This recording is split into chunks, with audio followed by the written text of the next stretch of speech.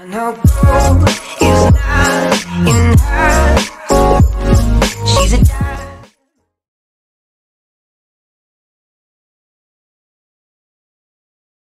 orientação é dada através dos pontos cardeais, que indicam 4 direções opostas, 2 a 2, norte, sul, leste e oeste. Essas direções são adotadas universalmente, como a gente vê nesses dois desenhos esquemáticos. Uma forma de orientação bem precisa, ou o mais próximo possível, né, seria a rosa dos ventos. Então temos na rosa dos ventos os pontos cardeais, que são os mais comuns, norte, sul, leste e oeste, os pontos colaterais e os pontos subcolaterais. Lembre dos pontos cardeais, que você pode falar, não precisa ter a bússola para identificar esses pontos cardeais. Você pode simplesmente ficar como no desenho, com os braços abertos, sempre do lado que nasce o sol você estica a sua mão direita, por consequência o lado oposto à sua mão esquerda, então é o oeste, a ponta do seu nariz aponta para o norte e o que vem de baixo é o sul. Então são os pontos cardeais. Para achar os pontos colaterais, basta você pegar e dar preferência para o norte e o sul. Junto ao norte com o oeste você tem o noroeste. Junto o norte com o leste, você tem o nordeste. O sul com o oeste, sudoeste. O sul com o leste, sudeste. Esses são os chamados pontos colaterais. Os pontos subcolaterais aparentemente são difíceis por aquele monte de letrinhas que estão colocadas, mas ele é bem fácil também. Basta você fazer como se achou os pontos colaterais. O dominante norte e sul, só que agora você acresce oeste e leste também. Então você junta um ponto cardeal com um ponto colateral. Norte com noroeste, norte e noroeste. Oeste com noroeste, oeste e noroeste.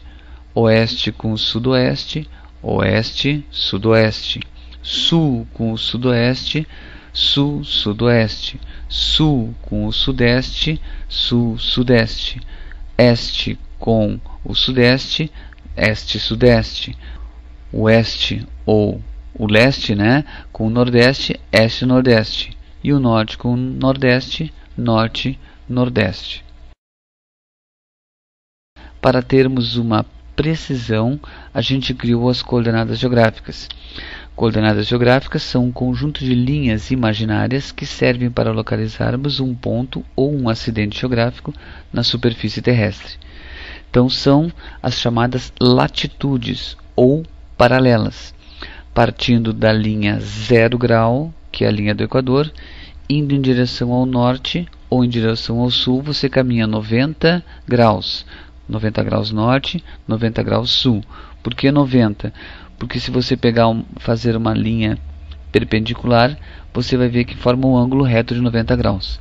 Então, à medida que você avança da linha do Equador para o norte, você vai aumentando a latitude. 1, 2, 10, 20, 30 até chegar a 90. E assim a mesma coisa em direção ao sul. 10, 20, 30 até chegar a 90, que completa 180. Dessas linhas se deu também alguns nomes, né? Então a linha 0, linha do Equador, a partir do norte 23 graus e 27 minutos você tem o Trópico de Câncer, ao sul 23 graus e 27 minutos você tem o Trópico de Capricórnio. Ao norte 66 graus e 33 minutos, Círculo Polar Ártico. Ao sul 63 graus e 33 minutos, Círculo Polar Antártico. Sempre lembrando do seguinte, se você falar estou a 10 graus de latitude, não esqueça de colocar ou norte ou sul. Sempre tem que colocar o N ou o S no final para você identificar que hemisfério você está. Para orientar de forma mais coerente, se criou então as linhas chamadas longitudes ou meridianos. Então, o meridiano principal é o meridiano de Greenwich, que é um bairro londrino, onde tem uma estação de pesquisas espaciais, algo em torno disso, né? Que faz com que a gente tenha ali então a hora 0, tá? Então 0 grau. O meridiano você caminha para leste 180 graus ou para oeste 180 graus, o que dá então 360 graus. Então essas coordenadas, latitudes e longitudes, é que vão dar para a gente uma precisão, né, no local em que você está. Também não esquecendo, se você achar um número de meridiano, digamos 40 graus, tem que identificar se é a oeste ou a leste, para que você não fique dando volta no planeta e fique totalmente perdido. Esses meridianos deram origem, ou principalmente dão origem, ao chamado fusos horários, né? Então você tem ali a linha 0, que é o chamado GMT, Greenwich Meridian Time, que é a hora oficial mundial, e você vai em direção a, vamos dizer, ao Japão, você aumenta as horas. À medida que você vai para leste, aumentam as horas. À medida que você caminha para oeste, as horas diminuem.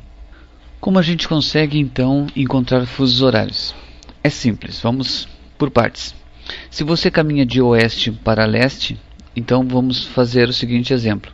O indivíduo sai da longitude 15 graus ocidental, ou seja, oeste, em direção a 30 graus oriental, ou seja, a leste.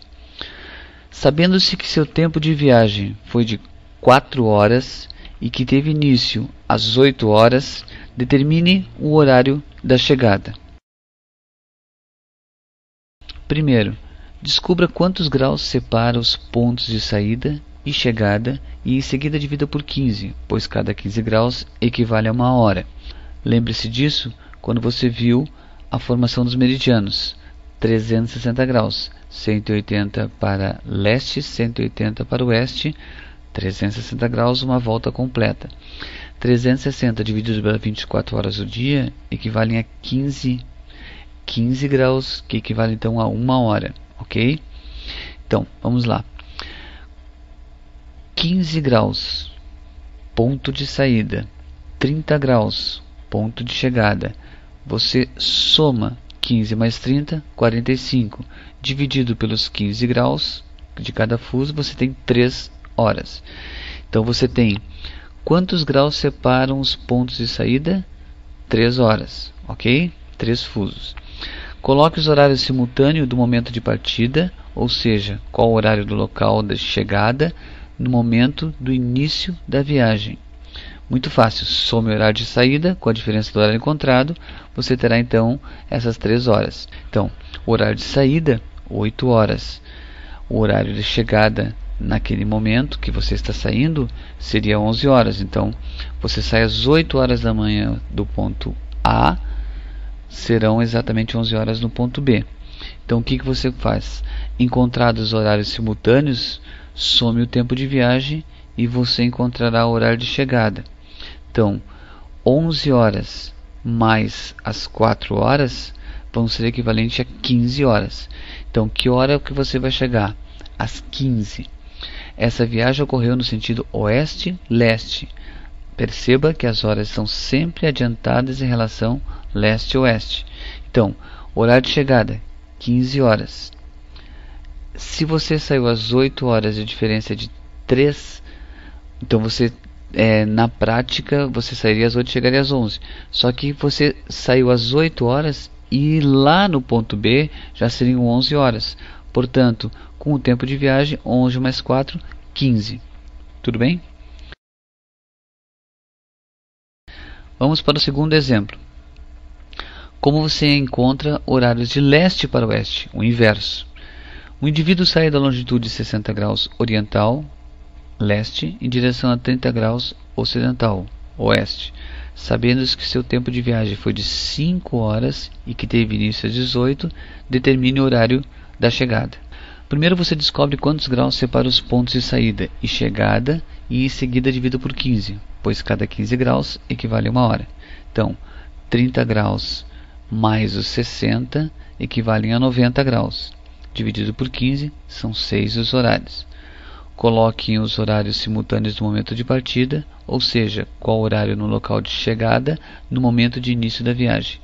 É fácil de novo. Diminua o horário de saída com a diferença de horário encontrado.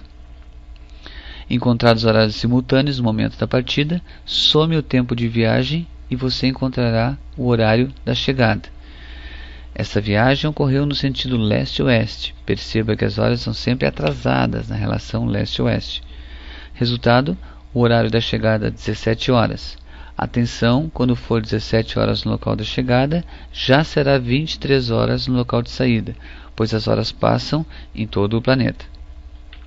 Aprendendo a encontrar os fusos horários dentro do mesmo hemisfério. Observe que um indivíduo sai da longitude 75 graus ocidental, oeste, em direção a 15 graus ocidental, também oeste. Sabendo que seu tempo de viagem foi de 7 horas e que teve início às 10 horas, determine o horário da chegada. Então, descubra quantos graus separam os pontos de saída e chegada e em seguida divida por 15, pois cada 15 graus equivale a 1 hora. Aqui, diferente do somar, quando você tem hemisférios diferentes e hemisférios iguais, você diminui. 75 menos 15 igual a 60, dividido por 15 igual a 4 horas. Coloque os horários simultâneos no momento da partida, ou seja, com o horário no local de chegada, no momento do início da viagem. Novamente, some o horário de saída com a diferença do horário encontrado. Então você tem horário de saída 10 horas, a diferença é 4, serão 14. Tempo de viagem 7. 10 mais 7 igual a 17 horas é o horário da chegada. Fácil? O que é o sensoriamento remoto? É um conjunto de técnicas de aquisição à distância de dados sobre a superfície da Terra. Usualmente, esses sensores remotos estão a bordo de satélites artificiais que passam continuamente sobre a Terra, coletando dados. A grande novidade do sensoriamento remoto é que ele produz informações para o planeta de forma sistemática. O satélite orbita a Terra continuamente e assim a aquisição de dados é sistemática, de forma a nós termos como assegurar informações sobre o planeta durante o tempo de vida útil do satélite, geralmente entre 6 a 15 anos. Essas informações podem ser sobre o desmatamento da Amazônia, a poluição dos rios, crescimento das nossas cidades, qualquer tipo de observação que você queira em relação à Terra. Assim, o sensoriamento remoto é o conjunto de técnicas que levam à produção desses sensores, à utilização desses sensores nas mais diversas aplicações. E como ilustração, essa imagem final da cidade aqui da região de Criciúma, Santa Catarina, onde você tem uma imagem de satélite, né? Ela vem em primeiro momento em tons de cinza e o ser humano, através do geoprocessamento, é que vai dar as cores definitivas. Quanto mais roxa estiver a cor, mais você tem a presença do homem, a área urbana, né? Quanto mais verde, mais você tem a vegetação. As áreas mais escuras é a presença de água.